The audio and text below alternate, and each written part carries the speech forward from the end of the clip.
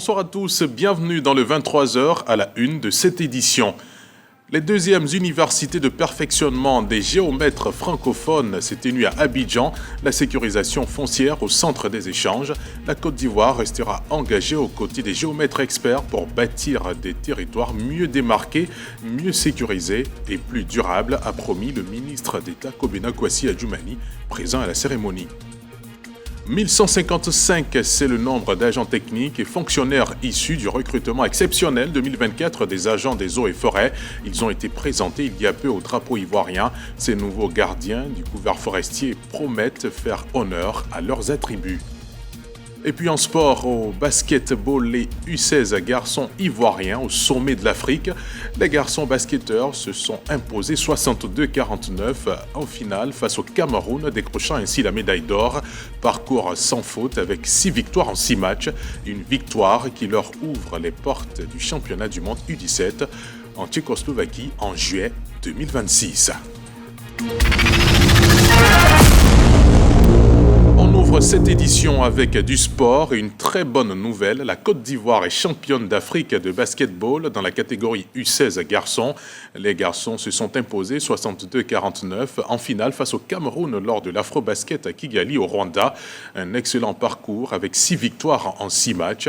Après la 6e place en 2023, cette équipe qui fait rêver ouvre une nouvelle page du basketball ivoirien avec ce sacre historique. Une victoire qui leur ouvre surtout les portes du championnat du monde U17 en Tchécoslovaquie en 2026 au mois de juillet. Au niveau des dames, cette édition 2025, les éléphantos filles ont terminé à la seconde place du tournoi battu par l'Égypte en finale 66-54. La culture ivoirienne était à l'honneur ce vendredi soir au Palais de la Culture de Treichville. La salle François Louga a accueilli la comédie musicale Joseph, esclave de Dieu vivant, une œuvre inspirée de la Bible et adaptée par feu Marthe Irma Mambé.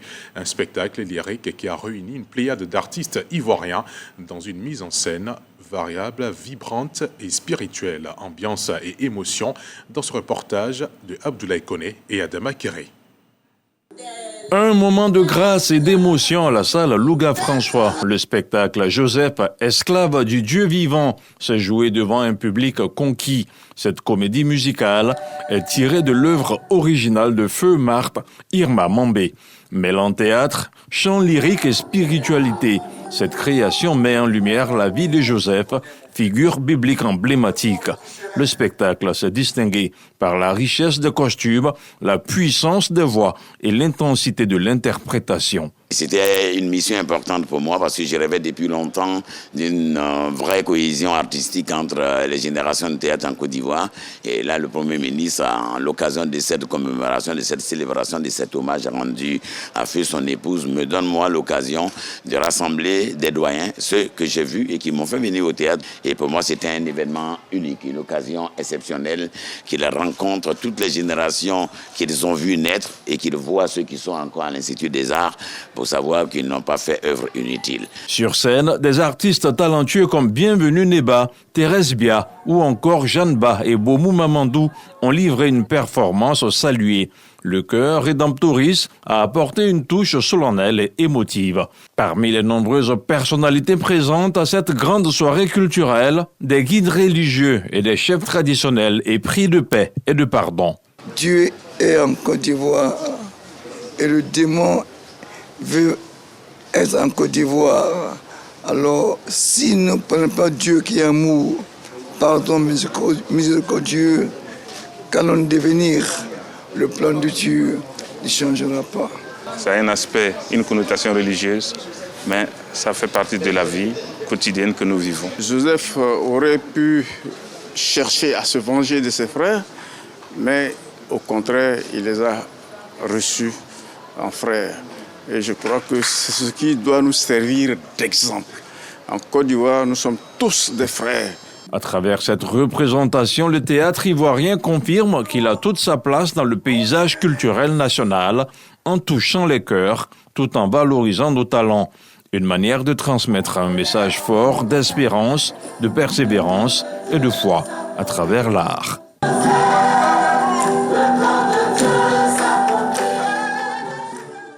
Les 10e universités de perfectionnement des géomètres francophones ont eu lieu cette année à Abidjan. Au cœur du conclave, les solutions techniques et expertise spatiale au service de l'aménagement durable des territoires. Les autorités ivoiriennes promettent de rester engagées aux côtés des géomètres experts pour bâtir ensemble des territoires mieux démarqués, mieux sécurisés et plus durables. Lancine Bakayoko.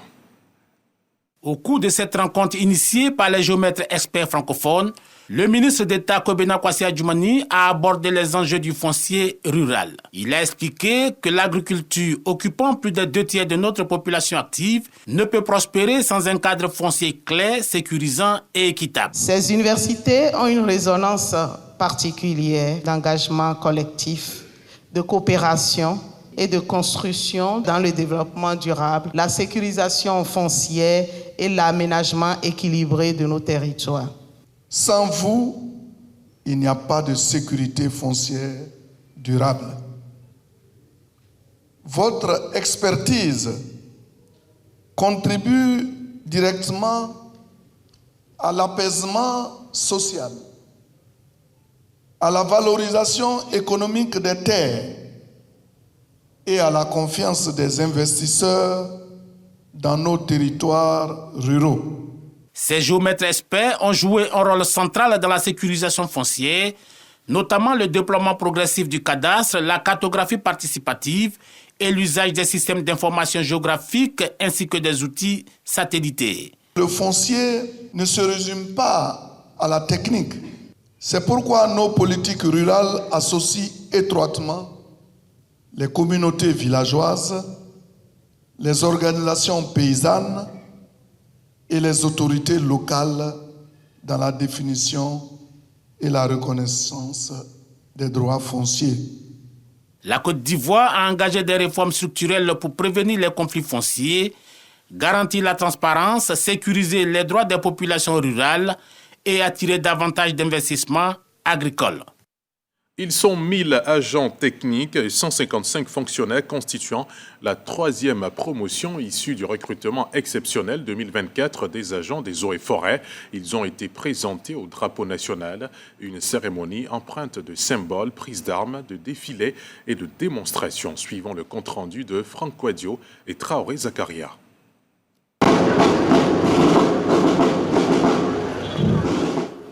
Centre d'instruction de Sébroco, 1000 nouveaux agents techniques issus du recrutement exceptionnel 2024 et 150 fonctionnaires. C'est la 3e promotion sortie de l'École nationale des eaux et forêts présentée au drapeau.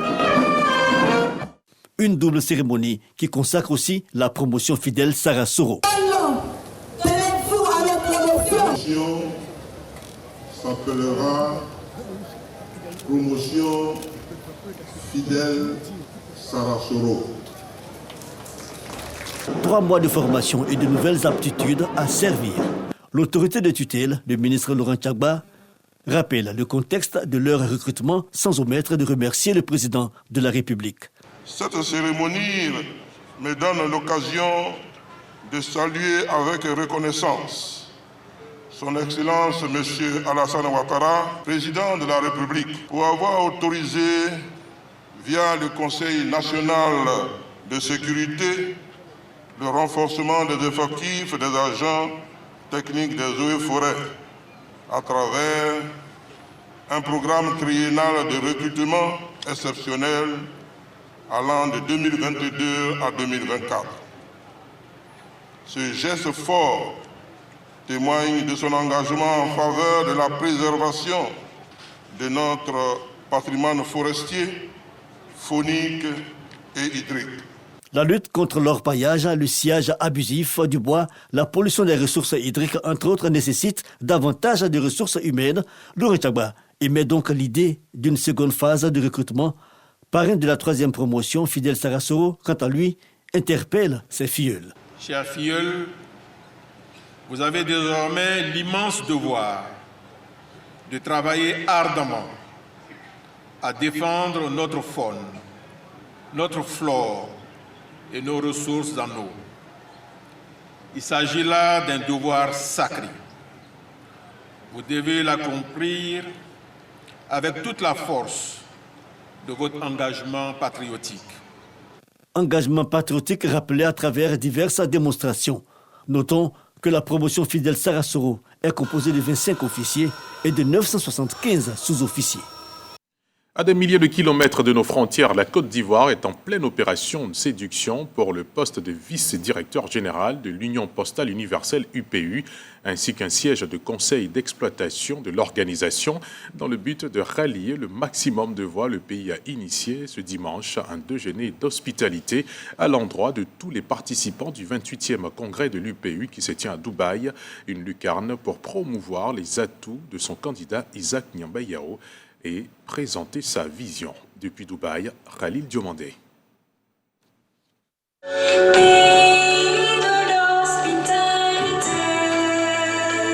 L'hospitalité ivoirienne s'exprime au 28e congrès de l'Union postale universelle à Dubaï. En marge des travaux, la Côte d'Ivoire convie les délégués des 192 pays membres à un déjeuner fraternel. Derrière ce moment de convivialité se cachent de grands enjeux. Vendre le profil d'Isaac Nyamba Yao, candidat au poste de vice-directeur général de l'UPU, et rallier des voix pour un siège au conseil d'exploitation. Chers acteurs du monde postal, je voudrais solliciter vos suffrages pour M. Isaac Nyamba Yao. M. Isaac Nyamba Yao est nanti d'une connaissance approfondie du secteur postal africain, couplé de son réseau international qui lui permettront efficacement de contribuer à l'atteinte des objectifs stratégiques de l'organisation aux côtés du directeur général. Servir l'UPU, c'est servir l'humanité. C'est porter l'espoir et le progrès dans chaque colis. C'est cette flamme que j'ai cherché à honorer chaque jour avec passion et dévouement. Rallions nos voix pour une UPU plus forte, plus unie et plus que jamais au service de tous. L'approche de la délégation ivoirienne séduit les congressistes. Ils sont nombreux à afficher leur soutien à la candidature de la Côte d'Ivoire. Je voudrais exprimer mon admiration sincère pour l'engagement du Vous avez fait preuve d'un leadership exceptionnel en tant que président du conseil d'administration durant le cycle précédent. Je souhaite donc bonne chance à la Côte d'Ivoire pour cette nouvelle candidature. Il est le candidat de l'Afrique. Tout notre soutien à Isaac Nyamba Yao afin qu'il accède au poste de vice-directeur général de l'UPU. Nous lançons donc un appel à tous les pays. Venus les bras chargés de cadeaux, la délégation ivoirienne gratifie ses convives d'une panoplie de présents, de quoi marquer les esprits. En attendant le scrutin prévu le 18 septembre, la Côte d'Ivoire poursuit son offensive diplomatique et intensifie les rencontres de proximité. On regagne la terre de Burni, à Yamoussoukro, la capitale politique ivoirienne précisément. L'Institut national polytechnique Félix Houphouët-Boigny, INPHB, amorce une nouvelle étape de son existence. Il vient de se doter d'une fondation. Elle se veut un instrument de mobilisation de ressources de cohésion et surtout vecteur de rayonnement à l'international. C'est Françoise Remarque, ministre de la Culture et de la Francophonie, ancienne de l'école, qui a été portée à la tête de la dite fondation. Djeneba Ouattara, Kader Sogodogo. La fondation INPHB est une réalité. Ancien et actuel acteur de l'Institut national polytechnique, Félix Houphouët-Boigny de Yamoussoukro ont décidé de mettre sur pied cet instrument qui doit pouvoir contribuer au rayonnement de l'INPHB à travers le monde. La création de la fondation occupe donc bien une place centrale. Elle incarne la volonté de bâtir une institution capable de mobiliser durablement les moyens nécessaires pour soutenir nos ambitions académiques, scientifiques et sociétales. C'est pourquoi, aujourd'hui, j'adresse un appel solennel aux alumni de toutes les générations pour qu'ils fassent de la Fondation le creuset de leur engagement envers leur école. L'Assemblée générale constitutive, après l'adoption des statuts et règlements intérieurs de la Fondation INPHB, a désigné le conseil d'administration. Pour ce qui est du tout premier président de ce conseil d'administration, c'est à l'unanimité qu'une ancienne de l'École supérieure de commerce et d'administration de l'INPHB a été élue. Il s'agit de la ministre Françoise Remarque. Avec vous, je souhaite donc inscrire l'action de notre fondation autour des grandes priorités conformément au plan stratégique de l'INPHB 2025-2030. Assurer bien sûr la mise en œuvre de nos orientations stratégiques, renforcer la solidarité et l'engagement des anciens en Côte d'Ivoire. Nous devons aussi bien sûr soutenir l'insertion professionnelle des étudiants et jeunes diplômés à travers le mentorat, les bourses et les stages. Consolider le rayonnement de l'INPHB. Nous devons bien sûr réussir la mobilisation des ressources nécessaires pour concrétiser nos ambitions, atteindre nos objectifs. Cette assemblée générale de la fondation INPHB a été présidée par Koulibaly Ganto, préfet de Yamoussoukro. Elles sont mères et veuves battantes qui travaillent d'arrache-pied pour subvenir aux besoins de leur famille à Bouaké grâce à leurs activités sur des fonds baptismaux. Ces femmes parviennent à assurer la scolarisation de leur progéniture malgré certaines difficultés. L'on vous plonge dans l'univers de ces femmes chefs de famille avec Priska Kwasi et Soro Corona.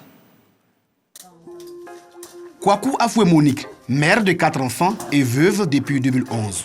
Couturière de son état, fait face aux charges de ses enfants après le décès de son époux. J'ai vu que la couture ne pouvait plus scolariser les enfants parce qu'au fur et à mesure, quand ils passaient en classe supérieure, c'était un peu difficile pour moi. Donc, j'ai préféré me lancer dans le manioc. Mais actuellement, ce que je fais là m'aide à vraiment scolariser mes enfants sans souci. Tapé Nadège s'est lancée dans l'agriculture depuis 3 ans après le décès de son mari. C'est avec les revenus de son champ qu'elle scolarise ses enfants. Ce que j'attends d'eux, c'est le travail, la réussite. C'est-à-dire qu'on investit en eux. En retour, on n'a pas besoin qu'ils viennent nous dire merci. Ce qu'on veut voir là, c'est j'ai reçu à mon examen. C'est une grande fierté. À l'image de Monique et Nadège, Kwasi Stéphanie a aussi à sa charge 3 enfants. Les enfants, entièrement là, ils n'ont pas encore commencé. Parce que entièrement, c'est un peu dur. Donc j'attends la semaine prochaine pour aller les inscrire. La résilience et la détermination de ces femmes forgent l'admiration de Dame Wakada Suzanne. Je loue son courage parce que ce n'était pas facile au début. Mais c'est une femme qui s'est levée pour pouvoir scolariser ses enfants. Le message que je veux apporter à toutes ces femmes, c'est de se lever. Même avec 10 francs, on peut avoir 25. Ruth et Abel, tous deux, enfants d'Afoué Monique, trouvent en leur mère un modèle de réussite. C'est un privilège pour nous d'être ses enfants. Lorsque tout le monde nous a laissés, elle est restée là, elle nous a aimés, elle nous a encouragés, elle nous a soutenus, elle a permis à ce qu'on puisse être là où nous sommes aujourd'hui. C'est toute une reconnaissance que j'aimerais témoigner à son égard, parce que ce qu'elle a fait pour nous, dans d'autres conditions, d'autres personnes auraient fait autrement. Ces femmes devenues chefs de famille par la force des choses montrent la voie à suivre aux autres femmes vulnérables. Je demande à mes sœurs veuves de ne pas se décourager. Il y a un Dieu pour nous, le travail. Donc vraiment, levons-nous, battons-nous pour l'avenir de nos enfants. Souvent quand tu viens, tu as tout ton corps qui te fait mal. Mais tu es obligé parce que si tu n'as pas fait, demain tes enfants ne vont pas pouvoir manger. Mère, veuve et battante, Kwaku Monique, Tapé Nadège, Kwasi Stéphanie, par leur courage et abnégation, tracent les sillons de la réussite de leurs enfants. La Côte d'Ivoire ambitionne devenir un hub médical africain. L'Ordre national des médecins veut impulser une nouvelle dynamique. Quelle médecine pour répondre aux attentes des Ivoiriens et relever ces défis? C'est le thème abordé aujourd'hui dans le magazine du dimanche avec comme invité Dr Aboubakar Bakayoko, président de l'Ordre des médecins de Côte d'Ivoire. Extrait de cet entretien mené par Hamza Diaby. La Côte d'Ivoire suit le bon chemin. Premièrement, parce que c'est déjà le carrefour ouest-africain. Deuxièmement, il y a une stabilité quand même importante au niveau de la politique, des institutions. Maintenant, après, ce qu'il y a comme réforme, il faut renforcer les infrastructures. Il faut renforcer les infrastructures. L'État a fait beaucoup ces dernières années au niveau des infrastructures, au niveau public, mais également au niveau privé. Et il faut aller beaucoup plus loin en créant un vrai partenariat public-privé pour qu'on puisse avoir des établissements de renommée internationale. Deuxièmement, il y a le volet du capital humain. Il faut poursuivre donc le renforcement de la compétence des médecins. Nous avons l'avantage d'avoir des médecins qui ont été premiers au concours du CAMES, ça veut dire qu'ils sont très bons, mais on peut continuer donc le renforcer. Et puis, il y a l'industrie pharmaceutique, avoir donc les produits à disposition Et on ne peut pas parler de médecine sans parler de technologie, d'innovation. Il faut être à la pointe de la technologie et de l'innovation. Je rêve, moi, dans 10 ans, d'une médecine qui est empreinte de beaucoup d'humanisme. Je rêve d'une médecine où on a des pôles d'excellence sur tout le territoire national. Je rêve d'une médecine où on a des médecins hautement qualifiés, mais qui ont des conditions de travail également idoines, avec un niveau social enviable. On prend la direction de la région du Tongpi, où le canton Tay entre dans une nouvelle ère sanitaire grâce à la mobilisation de ses cadres et au soutien des autorités locales. Un centre de santé rural vient d'y être inauguré. L'établissement a été baptisé du nom de l'ancien président Robert Guéhi, natif de la région. Les détails avec Christ Ephraim Diomandé et Yafolo de Zahana.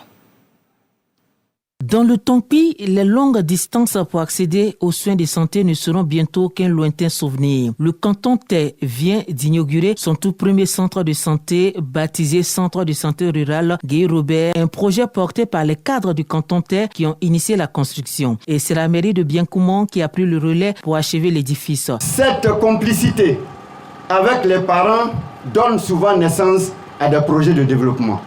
C'est pour ça que nous sommes là aujourd'hui. Et je voudrais féliciter les cadres d'avoir pris l'initiative. Doté d'équipements médicaux de dernière génération, ce centre bénéficie du soutien des autorités. Outre cela, un logement entièrement neuf pour l'infirmier en poste construit par la mairie de Biancoumont. En donnant son nom à cette structure sanitaire, vous inscrivez son souvenir dans la mémoire vivante de notre communauté et vous prolongez son combat pour le bien-être et la dignité de chaque être humain. Parrain de la cérémonie, le ministre Vagondo Diomandé a pour sa part salué l'élan de solidarité qui a permis la réalisation de cette infrastructure. Dans le sillage de son excellence, M. Alassane Ouattara, président de la République, qui a toujours demandé que les cadres œuvrent ensemble, que les cadres s'entendent, qu'ils prennent la solidarité. Et c'est ce que Tay vient de démontrer aujourd'hui à travers l'œuvre que nous inaugurons. L'honneur qui est fait aujourd'hui au général Guéhi Robert, je le partage de façon pleine et entière. C'est pourquoi il nous est demandé d'être reconnaissants. Et c'est le signe de la reconnaissance que nous fêtons aujourd'hui. Cette cérémonie a été marquée par la présentation officielle du nouveau infirmier en poste au centre de santé Guéhi Robert. Il sera désormais l'un des piliers de cette nouvelle offre de soins pour les populations du canton Tay. Quant à Tay, on reçoit un nouvel hôpital dans le district du Godjibois. C'est une unité industrielle de fabrication d'attiéké qui est inaugurée à Daye-Pakei, un don du professeur Ouraga Obu, cadre du village. Le compte-rendu de Yafolo de Zahana et Ange Kwasi. C'est un autre pas sur le chemin de l'autonomisation que posent les femmes de Daye-Pakei dans le département de Gagnoa. Une unité semi-industrielle de transformation de manioc en attiéké vient d'être installée. C'est un don du professeur Ouraga Obu, cadre du village. Merci pour soutenir vos femmes. Je ne suis que simplement un envoyé. L'homme politique, il ne mange pas le mouton, il mange le mouton de chez lui. La sous-préfecture de Daye-Pakei est une zone à forte production de produits vivriers, dont le manioc. Les femmes sont en première ligne dans la transformation de ce tubercule dans des conditions pénibles. Cette usine vient moderniser le processus de fabrication de l'attiéké et réduire la pénibilité de leur travail. Ce sont des équipements mis à la disposition par le Centre de démonstration et de promotion de technologie CDT. C'est une initiative très louable pour deux raisons au moins. La première, c'est qu'elle va ouvrir une vraie dynamique économique dans cette zone. La deuxième, c'est qu'elle est destinée aux femmes. Celui qui prend les femmes comme socle et ses actions de développement arrive à atteindre tous les éléments de la société. Parce que quand la femme se développe, toute la société dans son entièreté, dans son ensemble se développe. Ce projet a été financé grâce au Conseil Café Cacao. Le directeur général du Conseil Café Cacao, Yves Brahima Kone, a relevé l'opportunité qu'offre cette unité de transformation aux femmes de Daye-Pakei dans la lutte contre la pauvreté. Cette unité va transformer 10 tonnes de manioc en attiéké et va ravitailler le district du Godjibois. Les populations de Zanasso, dans le département de Tengrela, expriment leur reconnaissance au président de la République Alassane Ouattara. Elles lui rendent hommage pour sa politique de développement qui a permis l'acquisition des équipements de développement de leur village. Célébration déroulée en présence de Charles Tatou. Zanasso, c'est dans la commune de Tengrela. Une ambiance festive et joyeuse règne dans ce village. Et pour cause, la localité vient d'être connectée au réseau national électrique et de se doter d'un centre de santé.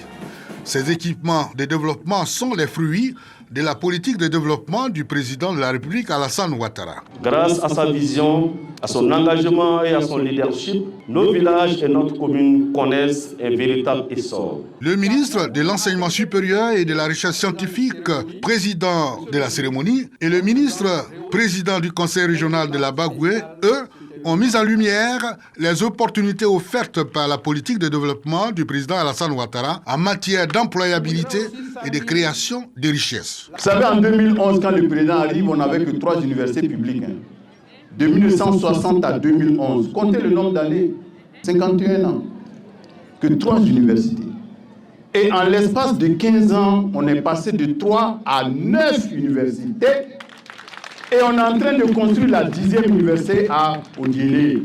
Avant l'arrivée de Ouattara au pouvoir, le pouvoir précédent, mais sur 10 ans, ils ont recruté en tout et pour tout 1288 enseignants-chercheurs et chercheurs. Depuis l'arrivée de Ouattara, en 15 ans, figurez-vous, on a recruté 7000.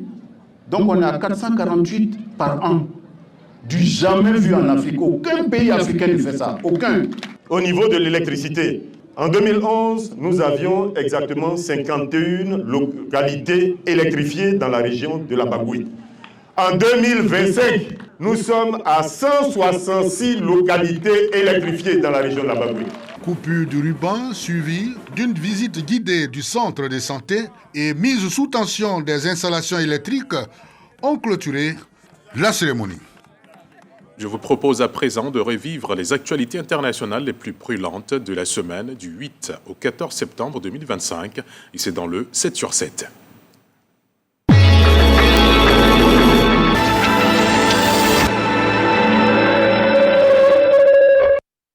L'Assemblée nationale n'a pas accordé sa confiance au gouvernement de François Bayrou avec 364 voix contre et 194 voix pour.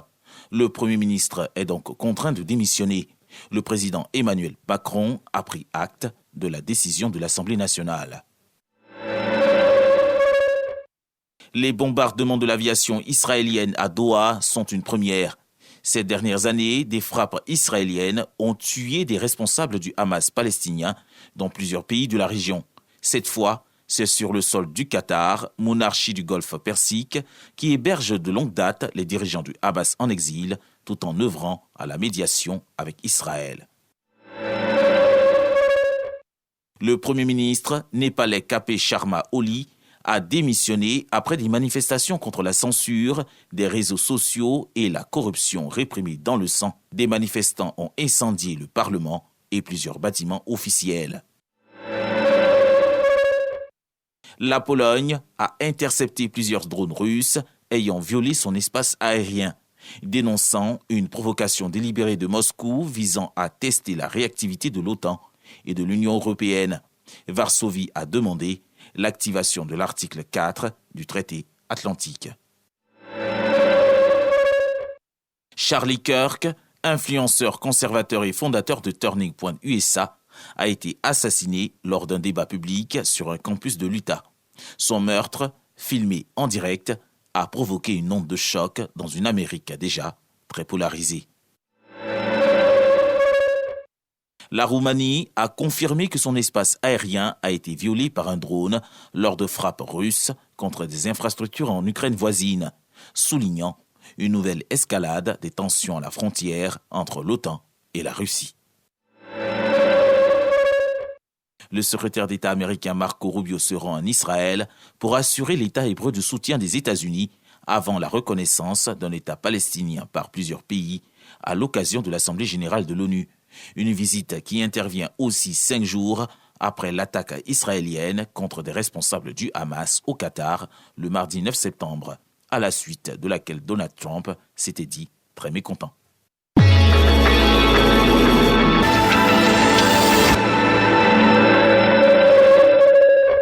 C'est la fin de ce journal réalisé avec la complicité des équipes de la rédaction, de la réalisation et de la technique. Je vous souhaite de passer une excellente soirée sur la chaîne qui rassemble.